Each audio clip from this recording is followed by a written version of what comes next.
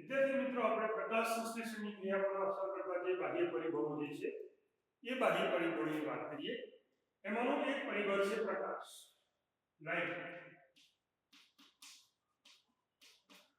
વિદ્યાર્થી મિત્રો તમે જાણો છો કે પ્રકાશ એ પ્રકાશ સંશ્લેષણની ક્રિયા પર અસર કરતું પરિબળ છે.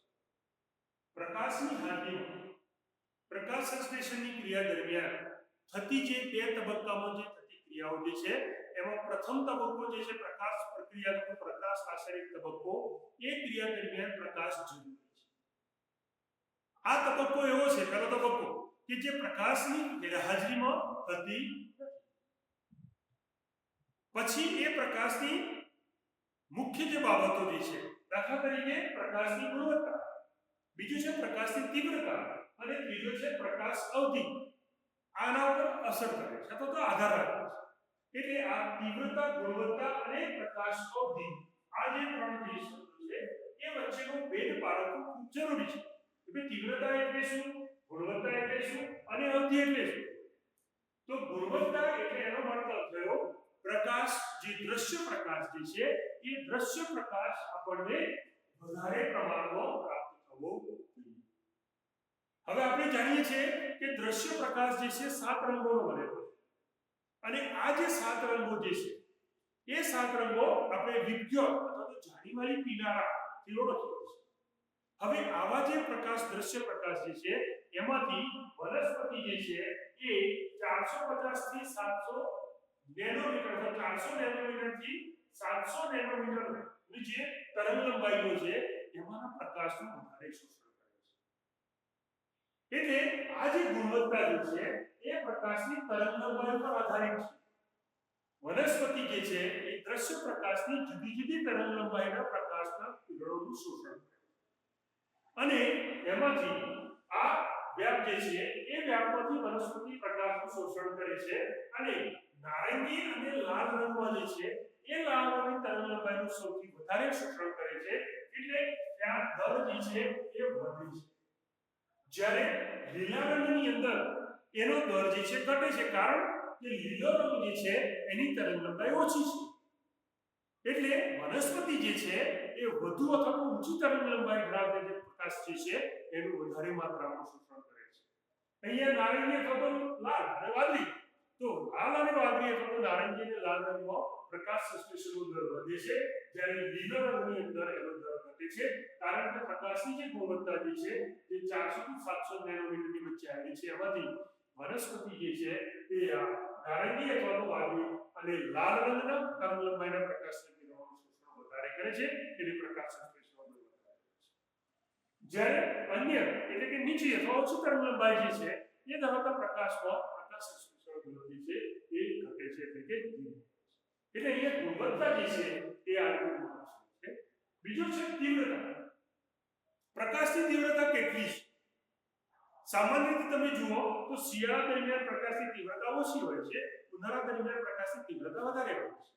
અથવા તો ઉષ્ણકટિબંધ વિસ્તારની અંદર પ્રકાશની તીવ્રતા વધારે છે, જ્યારે સમશીતોષ્ણ કટિબંધની અંદર તીવ્રતા ઘટે છે, જ્યારે શીત કટિબંધની અંદર પ્રકાશની તીવ્રતા બિલકુલ ઓછી હોય છે.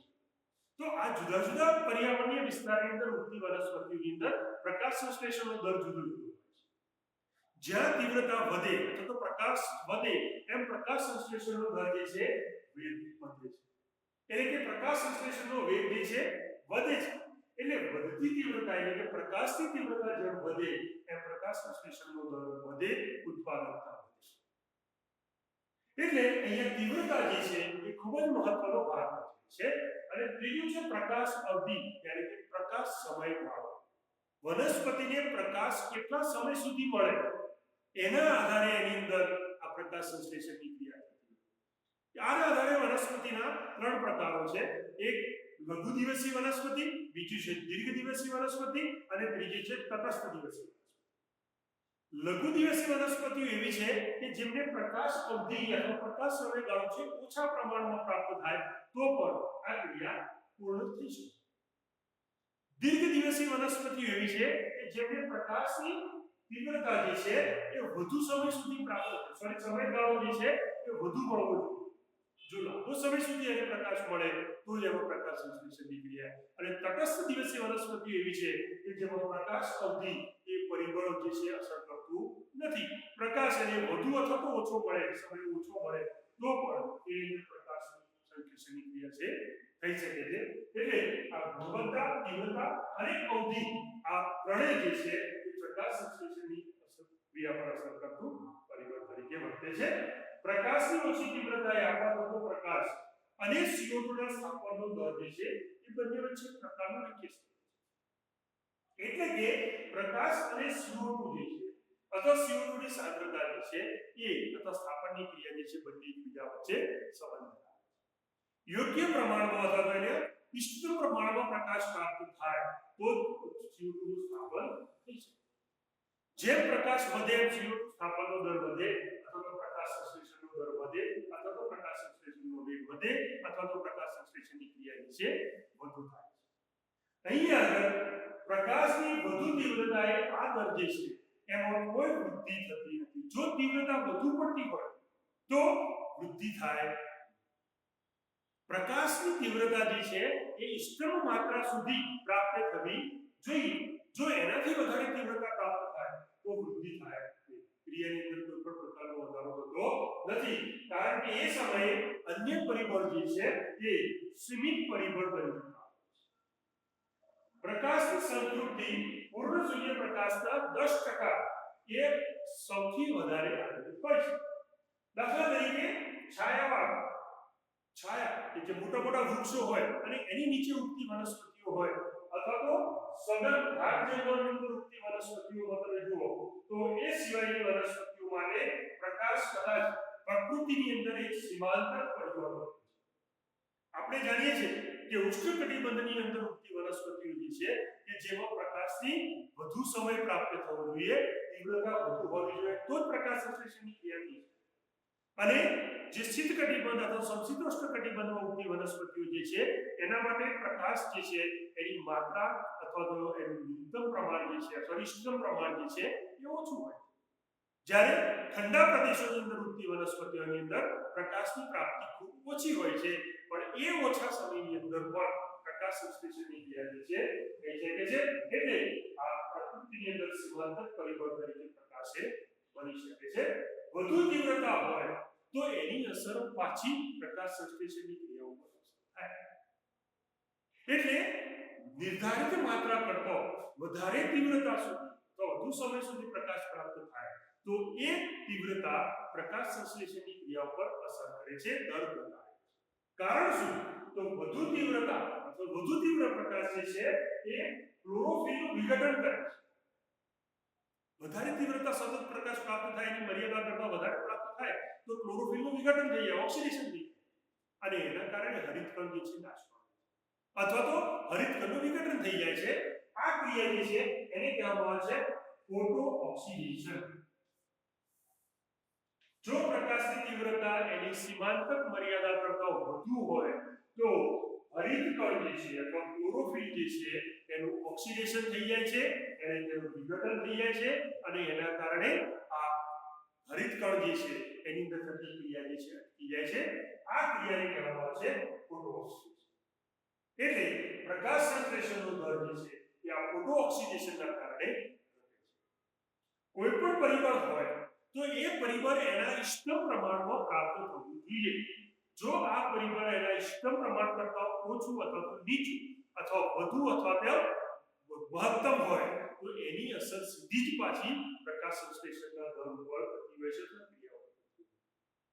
એટલે દરેક પરિબળ જે છે એ હંમેશા એના ઇષ્ટતમ પ્રમાણમાં પ્રાપ્ત થવું જોઈએ. પ્રકાશની આપણે વાત કરી તીવ્રતા અને દર, તો એ પ્રકાશની તીવ્રતા અને એની ગુણવત્તા જે છે અને પ્રકાશ અવધિ જે છે એ આ પ્રકાશ સંશ્લેષણની ક્રિયા પર આપણને અસર કરતા જોવા મળે છે. વિદ્યાર્થી મિત્રો, અહીંયા વધુ પ્રકાશની તીવ્રતા હોય તો પ્રકાશ સંશ્લેષણની ક્રિયા થઈ શકતી નથી. એટલા માટે પ્રકાશ સંશ્લેષણ જે છે એની ઉપર આ પ્રકાશ નામનું જે પરિબળ જે છે એ સૌથી વધારે અસર કરતું પરિબળ છે.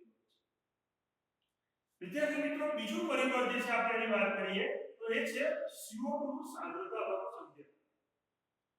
આપણે વાત કરી એ CO2 પરિબળ જે છે એ જે પ્રકાશ સંશ્લેષણની ક્રિયાની અંદર એક મુખ્ય સીમાંતક પરિબળ છે. જે પ્રકાશ પરિબળ મહત્વનું છે એમ CO2 ની સાંદ્રતા પણ મહત્વની છે. સામાન્ય રીતે આપણે વાત કરીએ તો વાતાવરણની અંદર CO2 નું પ્રમાણ જે છે એ ખૂબ જ ઓછું છે. આપણી જે હવા જે છે એ હવા જુદા જુદા રાસાયણિક દ્રવ્યોની હવાની અંદર નાઇટ્રોજનનું પ્રમાણ સૌથી વધારે છે 78%, પણ એ પ્રકાશ સંશ્લેષણની ક્રિયા માટે મહત્વનું નથી. CO2 ની માત્રા જે છે એ હવાના બંધારણમાં ખૂબ જ ઓછી છે અને આ જે પ્રમાણ જે છે એ લગભગ 0.03 થી 0.04%, એટલે કે એક્ઝેક્ટ ફિગર જે છે એ છે 0.036%. એટલે વાતાવરણની અંદર એની જે હવા છે એ હવાની અંદર CO2 નું પ્રમાણ છે એ છે 0.036%. હવે જો આ CO2 નું પ્રમાણ જે છે એ પ્રમાણની અંદર 0.05% સુધી વધારો થાય તો CO2 ના સ્થાપન જે છે એ સ્થાપનના દરમાં વધારો થઈ શકે છે.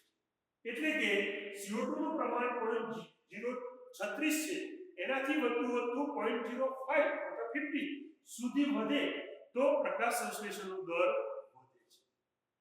પરંતુ આ CO2 નું વધતું પ્રમાણ 0.05% કરતા વધારે માત્રામાં લાંબા સમય સુધી જો મળતું હોય તો આ વધારો જે છે એ પ્રકાશ સંશ્લેષણની ક્રિયા માટે હાનિકારક છે. વનસ્પતિના આંતરિક પર્યાવરણની અંદર CO2 ની એની માત્રા 0.05% કરતા જો વધી જાય તો CO2 નું પ્રમાણ વધતા એની અસર સીધી જ પ્રકાશ સંશ્લેષણની ક્રિયા પર થાય અને એના કારણે આવો વધતો CO2 ની સાંદ્રતા જે છે એ પ્રકાશ સંશ્લેષણ માટે હાનિકારક પ્રક્રિયા જે છે એ ઘટાડે છે અથવા તો એનો વેગ જે છે એ વેગમાં ઘટાડો થાય છે. C3 અને C4 વનસ્પતિના સંદર્ભમાં આપણે CO2 ની સાંદ્રતાની વાત કરીએ તો બંને પ્રકારની વનસ્પતિઓમાં આ CO2 ની સાંદ્રતામાં ભિન્ન પ્રતિભાવ જોવા મળે છે. બંને એટલે કે C3 અને C4 વનસ્પતિઓમાં CO2 ની સાંદ્રતાની અસર અલગ-અલગ જુદી-જુદી છે. ઓછા પ્રકાશની સ્થિતિમાં બંનેમાંથી એટલે બંને પ્રકારની જે વનસ્પતિના સમૂહ છે કે જેમાં CO2 ની વધુ સાંદ્રતાએ એ પ્રતિક્રિયા દર્શાવતા નથી. દાખલા તરીકે પ્રકાશની વધુ તીવ્રતામાં C3 અને C4 વનસ્પતિઓમાં પ્રકાશ સંશ્લેષણના દરમાં વધારો થાય. જો C4 વનસ્પતિની આપણે વાત કરીએ તો સામાન્ય રીતે C4 વનસ્પતિઓ જે છે કે જે 360 માઇક્રોમીટર થી મીટર ઇન્વર્સ ના પ્રમાણ જે છે એ પ્રમાણે એ સંતૃપ્તિ ધરાવે છે. એટલે કે C4 વનસ્પતિઓ 360 માઇક્રોમીટર મીટર ઇન્વર્સ માત્રામાં એ સંતૃપ્તિ દર્શાવે છે. જો આ માત્રાની અંદર આના કરતા વધારો થાય તો એ સંતૃપ્તિ દર્શાવે નહીં. એવી જ રીતે C3 વનસ્પતિની અંદર આપણે વાત કરીએ તો CO2 ની વધુ સાંદ્રતાએ એ પ્રતિભાવ આપે છે અને આ પ્રતિભાવ જે છે એ C3 વનસ્પતિની અંદર 450 માઇક્રોમીટર પ્રતિ લિટરે એ સંતૃપ્તિ એટલે C4 અને C3 બંને પ્રકારની વનસ્પતિઓની અંદર CO2 ની સાંદ્રતાની સંતૃપ્તિનો દર જે છે એ અલગ અલગ છે. C4 ની અંદર 360 માઇક્રોમીટર લિટર ઇન્વર્સ, જ્યારે C3 વનસ્પતિઓની અંદર 450 માઇક્રોમીટર લિટર ઇન્વર્સ એ સંતૃપ્તિ દર્શાવે છે. આ પ્રાપ્ત CO2 નું સ્તર જે છે એ C3 વનસ્પતિઓ માટે સીમાંતક પરિબળ બને છે. વિદ્યાર્થી મિત્રો, અહીં આગળ આ CO2 ની સાંદ્રતા અથવા તો સંકેન્દ્રણની આપણે જો વાત કરીએ તો C3 વનસ્પતિઓમાં CO2 ની વધુ સાંદ્રતા પ્રક્રિયા જે છે એ પ્રક્રિયા કરે છે અને પ્રકાશ સંશ્લેષણના દરની અંદર એમાં વધારો થઈ શકે છે. એટલે C3 વનસ્પતિઓમાં જો CO2 ની સાંદ્રતા વધે તો પ્રકાશ સંશ્લેષણનો દર વધે છે. પણ આ જે CO2 નો વધારો જે છે એ અમુક ચોક્કસ મર્યાદા સુધી અને સમય સુધી એને પ્રાપ્ત થવું જોઈએ. જો આ મર્યાદાની સમય કરતા વધારે CO2 ની સાંદ્રતા હોય તો પાછી એ CO2 ની સાંદ્રતા C3 વનસ્પતિઓના દર ઉપર અસર કરતું જોવા મળે. અહીં આગળ કેટલીક વનસ્પતિઓ જે છે એ વનસ્પતિઓની અંદર આ CO2 ની સાંદ્રતાનો વધારો એના દર ઉપર શું અસર કરે છે એ સિદ્ધાંતનો અસર અથવા સિદ્ધાંત જે છે એ સિદ્ધાંતની અસર આપણને કેટલીક પાક ધાન્ય પાકો તો શાકભાજીની જાતિઓ જે છે એ જાતિઓની અંદર આપણને જોવા મળે છે. દાખલા તરીકે ટામેટા અને કેપ્સિકમ મરચા જે છે કે જેની અંદર જો CO2 ની સાંદ્રતા વધે તો પ્રકાશ સંશ્લેષણનો દર વધે છે. મોટા ભાગે તમે જુઓ કે આવી વનસ્પતિઓ જે છે ગ્રીન હાઉસની અંદર ઉછેરવામાં આવે છે. ગ્રીન હાઉસની અંદર આ CO2 ની સાંદ્રતાનો વધારો જે છે એ આ ટામેટા અને કેપ્સિકમ મરચાની અંદર આપવામાં આવે તો જેમ જેમ એની અંદર CO2 વધે એની ઉત્પાદનતા વધે છે. એટલે ગ્રીન હાઉસની અંદર ટામેટા અને કેપ્સિકમ મરચાની ઉત્પાદકતા વધારે પ્રાપ્ત કરવા માટે CO2 ની સાંદ્રતા જે છે એને વધારે પ્રમાણમાં પૂરું પાડવામાં આવે છે અને એના કારણે આવા પાકોની ઉત્પાદકતા જે છે એ વધારી શકાય છે અથવા તો ઉત્પાદન જે છે વધારે મેળવવામાં આવે છે. તો આ છે વનસ્પતિની અંદર CO2 ની સાંદ્રતા કે જે પ્રકાશ સંશ્લેષણની ક્રિયા પર અસર કરે છે. તો આ બે પરિબળ છે, એક છે પ્રકાશ અને બીજું છે CO2 ની સાંદ્રતા કે જે પ્રકાશ સંશ્લેષણની ક્રિયા પર આપણને અસર કરતા જોવા મળે છે. તો અહીંયા આગળ આપણે જોઈએ છે કે વધતી તીવ્રતાએ પ્રકાશ તીવ્રતાએ પ્રકાશ સંશ્લેષણનો દર વધે પણ એની મર્યાદા તીવ્રતાની ન્યૂનતમ માત્રા છે એનાથી જો વધારે વધે તો પ્રકાશ એ સીમાંતક પરિબળ બની શકે છે. એમ CO2 પણ એનો 0.036 થી લઈ અને 0.05% સુધી જો CO2 ની તીવ્રતામાં વધારો થાય અને CO2 ની સાંદ્રતામાં વધારો થાય તો પ્રકાશ સંશ્લેષણનો દર વધે છે. પણ જો 0.05% કરતા વધુ જો તીવ્રતા થાય અથવા તો વધુ સાંદ્રતા હોય તો એ CO2 પ્રકાશ સંશ્લેષણની ક્રિયા પર અસર કરે છે. પછી C3 વનસ્પતિ એક C4 વનસ્પતિ સામાન્ય રીતે આપણે વાત કરીએ કે ભાઈ C3 વનસ્પતિઓમાં જેમ CO2 ની સાંદ્રતા વધે એમ પ્રકાશ સંશ્લેષણનો દર વધે પણ એ અમુક માત્રા સુધી. જો માત્રા કરતા વધુ લાંબા સમય સુધી CO2 ની સાંદ્રતા વધે તો એ CO2 ની વધતી સાંદ્રતા ફરીથી પાછી પ્રકાશ સંશ્લેષણના દર ઉપર અસર કરે. તો વિદ્યાર્થીઓ આ CO2 ની સાંદ્રતાનું પરિબળ જે છે એ પરિબળની આપણે વાત